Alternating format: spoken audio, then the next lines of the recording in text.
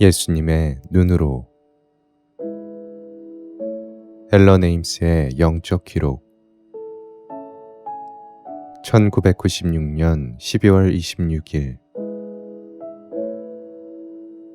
나는 아침 식사를 끝낸 후 제자들을 불러 모았다.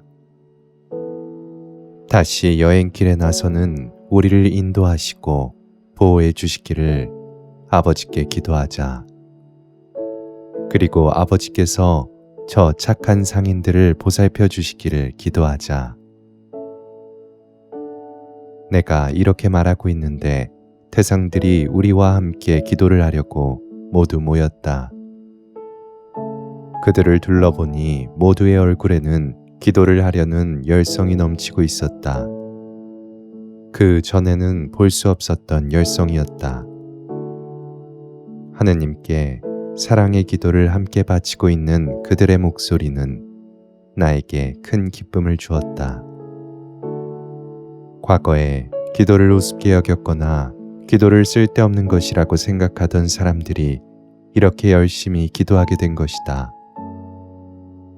그들의 모습을 바라보면서 사람들에게 기도가 무엇인지를 가르쳐 주어 기도가 생활의 일부가 되도록 도와주어야 한다고 생각했다.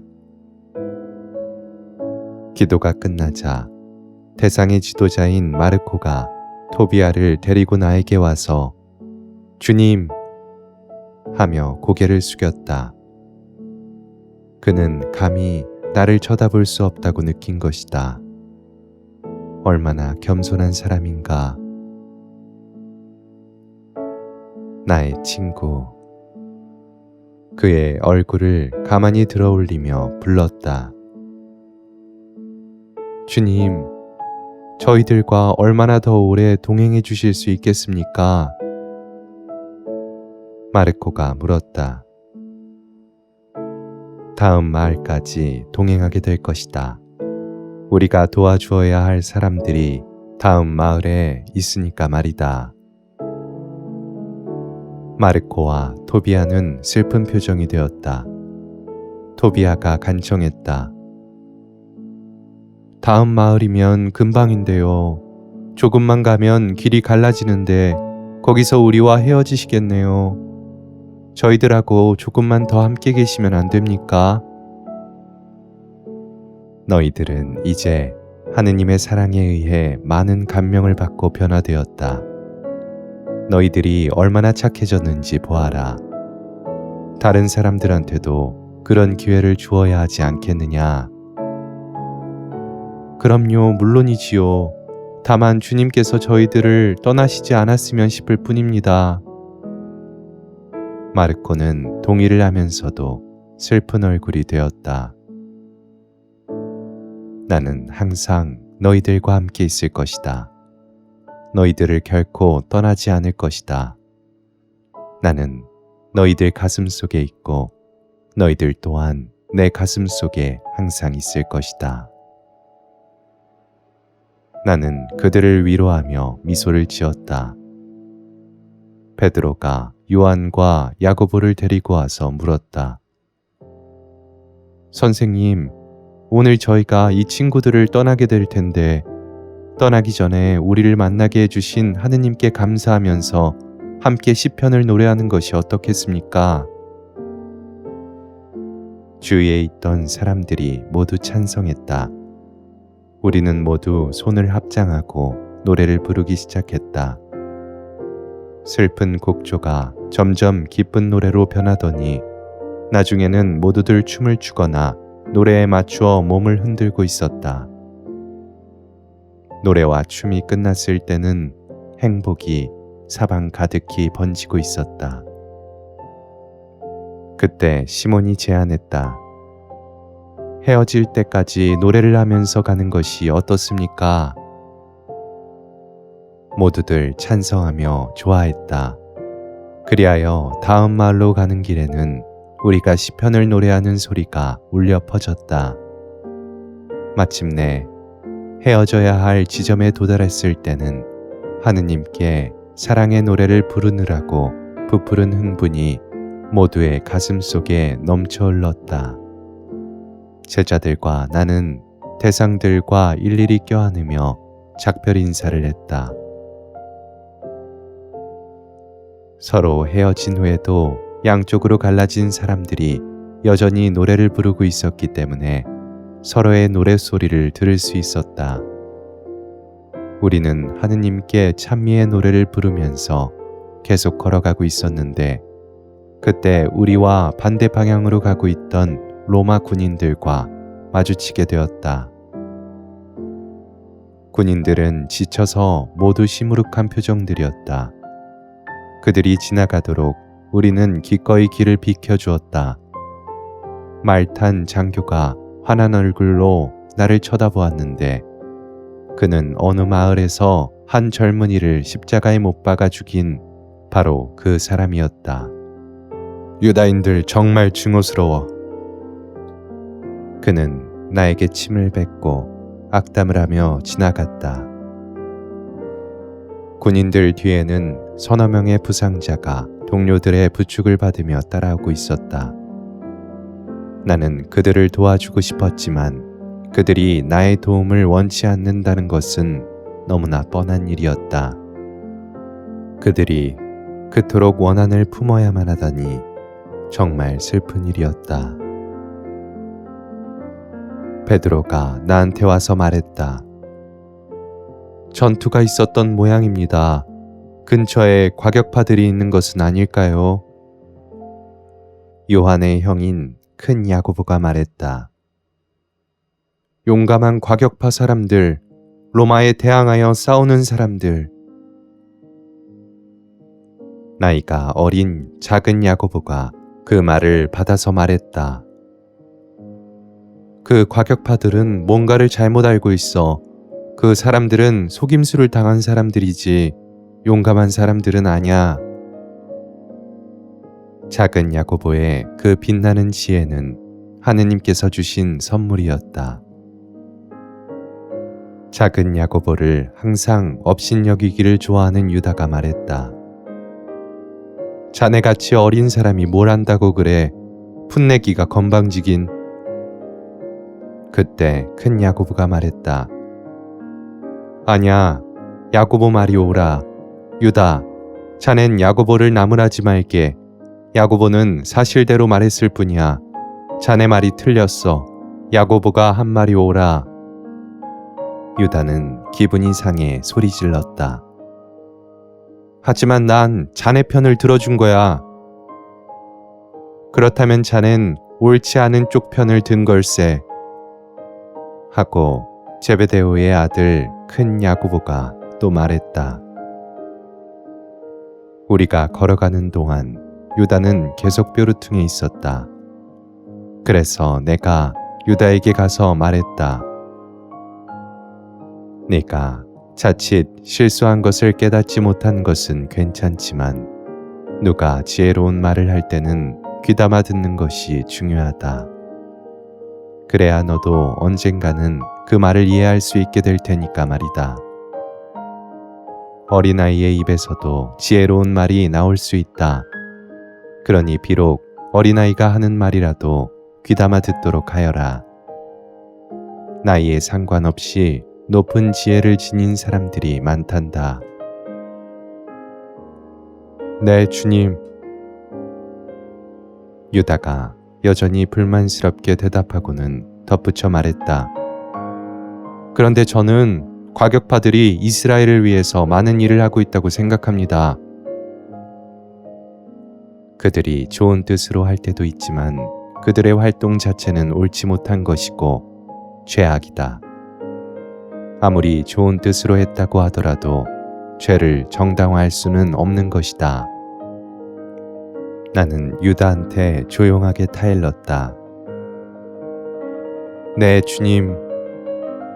동의하는 대답을 했지만 유다는 내가 하는 말에는 흥미가 없었다. 유다야, 너의 곁에서 걸어가니 기분이 좋구나.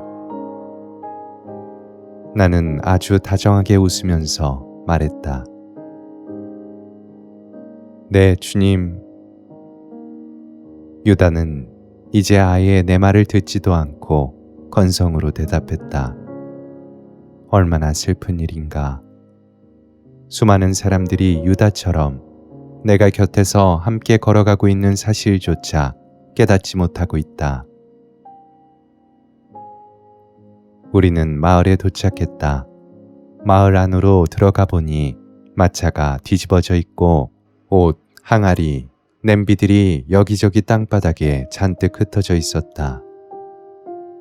아버지, 남편, 오빠, 아들의 시체를 끌어안고 여자들이 통곡하고 있었다. 인간이 인간에게 가하는 그 고통을 다시 보고 나는 가슴 깊이 차오르는 슬픔을 느꼈다. 광장으로 들어가 보니 그곳에 많은 사람들이 모여 있었는데 한 남자가 탁자 위에 올라서서 연설을 하고 있었다. 그는 바라빠였다. 바라빠가 소리쳤다. 우리는 오늘 로마인들에게 대항했습니다. 그리고 로마인들은 우리한테서 도망을 갔습니다. 오늘 우리는 그들에게 유다인의 강한 힘을 보여주었습니다. 우리 조국을 위해 굳게 뭉쳐서 대항합시다. 우리 모두 힘을 합해 선택된 백성의 군대가 됩시다. 야훼의 자식들을 종으로 만들면 어떻게 된다는 것을 보여줍시다. 젊은이들 중에는 열렬한 반응을 보이는 사람도 있었지만 대부분의 노인들과 좀 더 사려 분별이 있는 사람들은 침묵을 지키고 있었다. 바라빠는 그들을 바라보며 비난했다. 도대체 여러분은 어찌 된 사람들입니까? 로마 군인들이 도망가는 것을 보고 축하하지도 않고 로마인에게 대항할 결의를 굳히는 것도 볼 수가 없으니 말입니다. 여러분은 사람입니까? 아니면 양떼들입니까? 사람들이 웅성거렸다. 바라빠는 계속해서 말했다. 여러분은 메시아를 기다립니까? 이스라엘을 해방시킬 수 있는 하느님의 힘을 가진 그 한 사람을 기다리고 있습니까? 하느님께서는 그런 힘을 원수 로마에게 대항하는 이스라엘의 모든 아들과 딸들에게 주실 것입니다. 여러분의 마음속을 들여다보십시오. 하느님의 힘은 여러분 마음속에 있습니다. 여러분 각자가 이스라엘의 구세주입니다. 바라빠는 한마디씩 말을 이어갈 때마다 점점 더 흥분했다. 베드로가 말했다. 선생님, 바라빠는 사람들을 기만하여 증오를 불어넣고 있습니다. 나는 고개를 돌려 베드로를 보았다. 그리고 하루하루 깊어지는 베드로의 지혜를 보았다. 군중들은 바라빠의 말에 흔들리고 있었고 그들의 목소리는 점점 더 높아갔다. 사람들은 속임수에 얼마나 쉽게 넘어가는가. 나는 앞으로 나아가 바라빠 앞에 섰다. 그는 나를 내려다보고 말했다. 당신은 누구요? 여긴 왜 나왔소? 우리와 합세하려는 거요? 나는 그의 눈을 똑바로 쳐다보며 말했다. 한마디 하고 싶은 말이 있어. 바라빠가 처음에는 거절할 듯 하더니 내가 그의 마음을 움직이자 나에게 자리를 비켜주며 조용히 탁자에서 내려갔다. 잠잠해진 군중들 중에서 한 사람이 소리쳤다. 당신은 누구요? 나는 나자렛의 예수입니다. 군중 사이에 귓속말이 오갔다. 예수님이시다. 선지자이시고 치유자이신 예수님이시다. 나는 양팔을 들어 그들을 진정시킨 후에 말하기 시작했다. 친애하는 형제들, 내가 오늘 여러분의 집 주위를 둘러보았는데 거기는 죽음과 파괴만 있었습니다. 여자들이 남자들을 잃고 통곡하고 있었습니다. 죽어서 쓰러져 있는 로마 군인도 보았고 그 군인들의 어머니들, 아내들, 가족들도 울고 있었습니다. 이것은 하느님께서 바라시는 우리 삶의 모습이 아닙니다. 하느님께서는 모든 사람들이 함께 사랑하며 평화롭게 살기를 원하시지 전쟁과 증오 속에 살기를 원하시지 않습니다. 오늘 몇몇 사람들은 승리를 했다고 생각하겠지만 사람들이 죽음을 당하고 가슴들이 부서지는 아픔을 당하고 죄를 보고 기쁨을 느끼는 그런 것이 무슨 승리가 될 수 있습니까? 그것은 오직 악마의 승리일 뿐입니다. 여러분은 다시 싸울 것을 결의하고 있습니다. 하느님의 힘으로 싸우자고 결의하고 정의를 위해 싸우자고 결의하고 있습니다. 그러나 하느님의 힘은 사랑입니다. 하느님의 정의는 용서입니다. 여러분 자신을 하느님의 아들이라고 부르는 것은 여러분이 하느님의 뜻에 순명한다는 뜻입니다. 그리고 하느님의 뜻은 자비입니다. 여러분 각자 안에 이스라엘의 구세주가 있다고 하는 말을 방금 들었을 것입니다. 만약 여러분이 하느님께서 바라시는 대로 살아가고 있다면 그 말이 사실일 수도 있습니다. 여러분이 하느님을 사랑하며 하느님의 뜻대로 살아간다면 이스라엘이 구원될 것이기 때문입니다.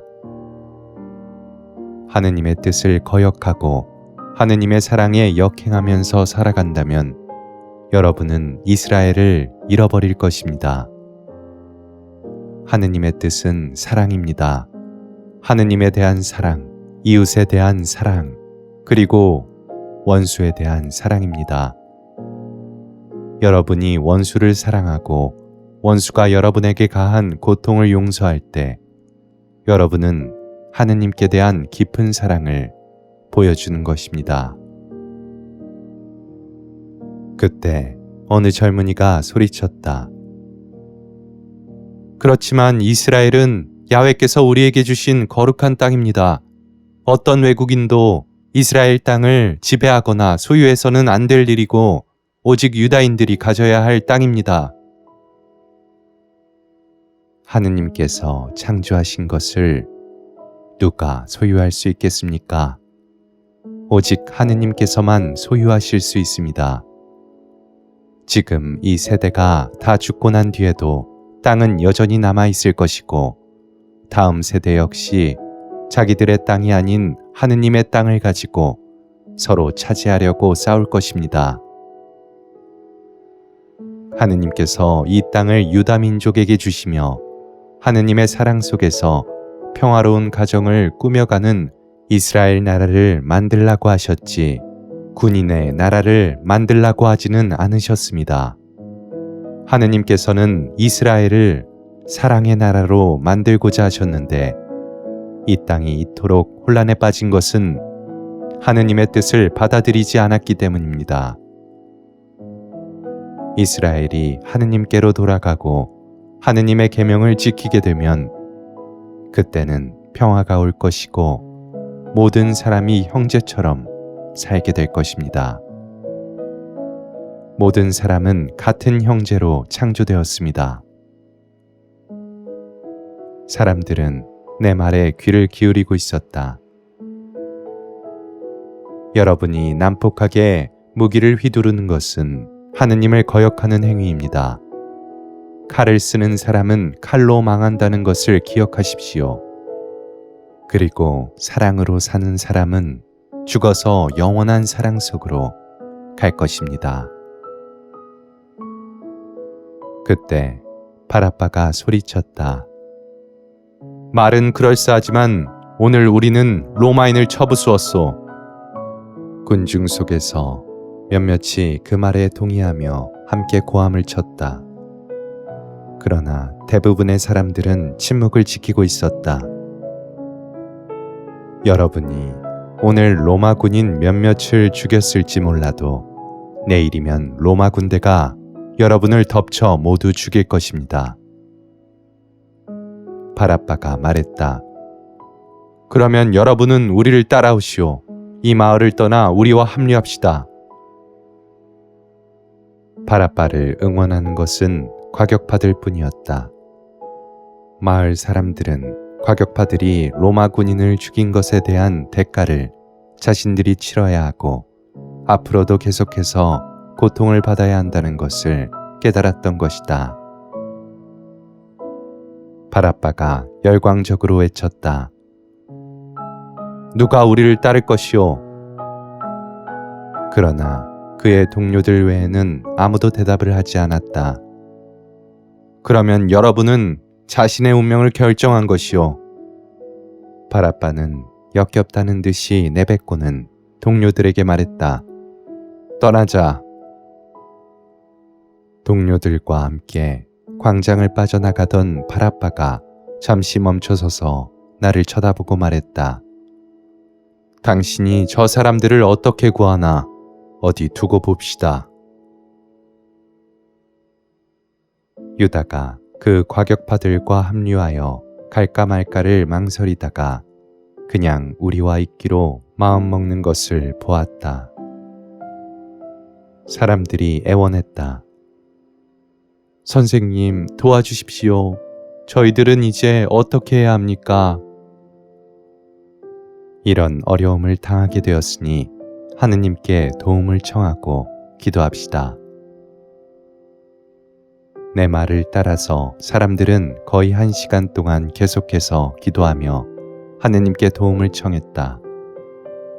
기도가 끝난 후 나는 마을을 돌아다니며 부상자들을 치유해주고 괴로움에 시달린 마음들을 고쳐주었다. 내가 치유를 다 끝냈을 때는 슬픔과 분노, 증오와 고통이 모두 사라지고 하느님의 사랑 안에서만 느낄 수 있는 평화가 가득 넘치고 있었다. 마을 원로들이 와서 내게 인사를 했다. 이제 모든 것이 괜찮아질 것 같습니다. 우리는 하느님께 의탁합니다. 하느님께서 우리를 보살펴 주실 것을 압니다. 하느님께 그저 우리를 용서해 달라고 빌고 있을 때 문득 우리 자신의 교만을 깨닫게 되었고 그 교만 때문에 하느님을 거역한 우리의 모든 죄를 깨닫게 되었습니다. 나는 그들의 마음이 은총 속에 젖어들고 있는 것을 보았다. 그것이 바로 마음을 움직이게 하시는 하느님의 사랑에서 나오는 힘입니다. 그 힘으로 인해 자신이 정말 어떤 사람인지 깨닫게 될 뿐 아니라 진심으로 용서를 빌면 하느님께서 용서해 주신다는 것도 알게 됩니다. 원로 중에서 한 사람이 말했다. 선생님께서 하신 말씀이 옳습니다. 그런데 어떻게 하면 좋을까요? 로마 군인들이 곧 돌아와서 보복을 할 텐데요. 하느님께 맡겨드리고 걱정하지 마십시오. 하느님께서는 여러분의 진실된 마음을 아시기 때문에 여러분을 저버리지 않으실 것입니다. 어떤 일이 일어나든지 그것이 하느님의 뜻이라는 것을 아십시오. 그리고 그 하느님의 뜻을 받아들이고 마음을 놓으십시오. 그렇습니다. 하느님께 다 맡기겠습니다. 우리는 하느님의 뜻이 어떠하시든지 간에 받아들이겠습니다. 우리의 운명은 하느님의 손에 달렸으니까요. 우리는 밤새도록 기도를 하면서 하느님께서 우리에게 무엇을 요구하시든지 받아들이겠습니다. 그 원로가 말했다. 하느님의 이름을 들먹이거나 나라에 대한 충성을 들먹이고 종교를 들먹임으로써 착한 사람들이 죄악으로 유인되는 것을 나는 보았다. 그러나 그 사람들이 진리를 알게 되면 착한 마음이 다시 일어나서 하느님께로 되돌아오게 되는 것도 보았다. 우리는 모두 회당으로 가서 하느님께 도움을 청하며 기도했다. 사람들이 얼마나 약해질 수 있으며 또한 하느님의 사랑이 그들에게 가득할 때는 얼마나 강해질 수 있는지를 생각하면서 나는 멀지 않은 곳에 있는 로마군 사유지에 있는 군인들을 보았다. 그들은 우리가 길에서 만났던 바로 그 군인들이었다. 백부장이 그 군인들에게 물었다. 도대체 어디서 공격을 당한 거냐? 졸병들은 어리둥절한 표정을 하고 있고 그 장교도 당황스러운 표정을 지으며 말했다. 저 어디서 그랬는지 모르겠습니다. 정확한 장소가 생각나지 않습니다. 아니 그래, 너희들이 소위 로마 군인들이란 말이냐? 어떻게 그걸 모를 수가 있단 말이냐? 백부장이 신경질을 냈다. 모르겠습니다. 정말 기억이 안 납니다. 그 장교와 졸병들은 같은 대답을 했다. 그럼 너희들의 기억이 되살아날 때까지 도로를 순찰하도록 해라. 백부장은 명령을 내리고서도 믿을 수 없다는 듯이 화를 냈다. 이놈의 나라에 오래 있다 보면 사람이 모두 미쳐버린단 말이야. 그리고는 옆에 있던 동료를 돌아보며 어깨를 으쓱하더니 나가버렸다. 마을 사람들이 이제 안전해진 것을 알았다. 이 마을의 교만과 분노가 치유되었고 혼란한 이 나라에서 이 마을이 장차 평화의 피난처가 될 것을 알았다.